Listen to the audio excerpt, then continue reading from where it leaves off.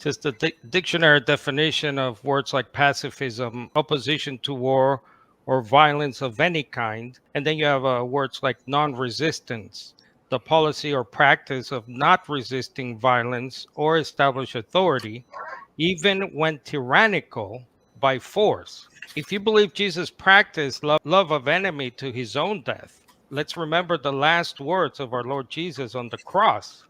Forgive them, Father, for they know not what they do. That's the ultimate expression of what Jesus preached as New Covenant law. Love your enemy unqualified. In other words, he did not say, Jesus, love your enemy except if they're trying to break into your home or your country. So Hmm. Jesus lived that to the last breath, to the last words, dying an awful death on that cross. The New Testament presents this as an unqualified commandment to be obeyed, which is in stark contrast to Jesus' own upbringing under the law of Moses, which taught that there can be holy wars, that you can defend yourself in a lethal way. For example, in Exodus chapter 22, commandment that you can kill the intruder. So Jesus, in my understanding, changed that. There's a great paradigm shift to all that. So now that we told you what it is, but what is it not when it comes to the New Testament? Because oftentimes what happens in these conversations, Tracy, is that we are misrepresented, misunderstood.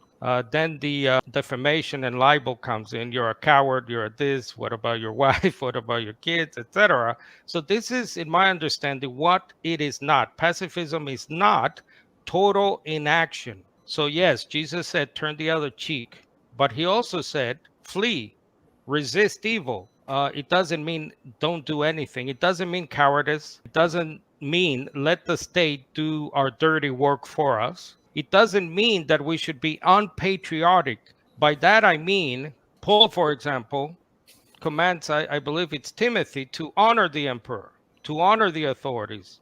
In Romans chapter 12, he gives orders there.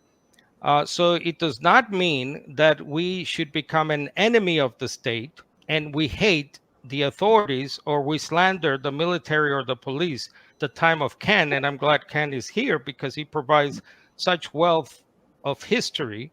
Ken was brought up in a time where you had these anti Vietnam War rallies, and you have all these footage and videos that I've seen which come before my time. I was born in 74.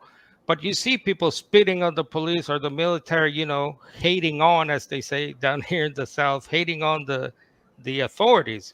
That's not what we're preaching here. So I suggest the following. I call it the ABCs of the New Testament.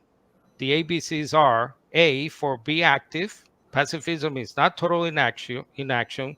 Every action must be done with love, says Paul in 1 Corinthians 16. So it's active. B is for be creative.